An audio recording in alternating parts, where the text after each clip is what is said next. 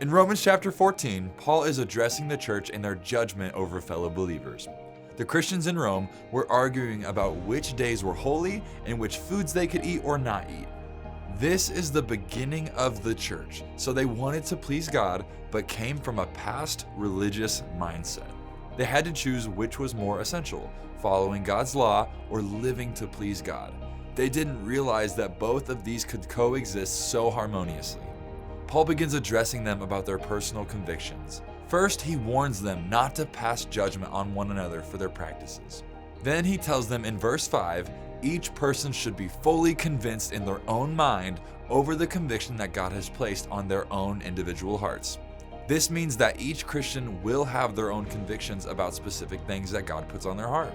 Just because something is not directly stated in the Bible does not make it a sin to practice. And I believe that this is God's way of causing us to lean in further to the Holy Spirit and His guidings. One of my personal convictions is that I will not get any tattoos.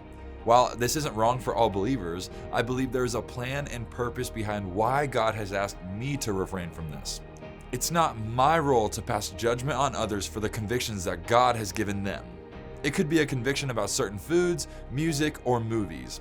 Whatever it is, if God has spoken to you, it is your job to be obedient. You may receive judgment or criticism, but let me remind you that there is no greater honor than we have than to please our Father in heaven. The Bible even says when we seek man's approval, that is all we will ever receive. But if we live to please God, our gift and our reward is eternal.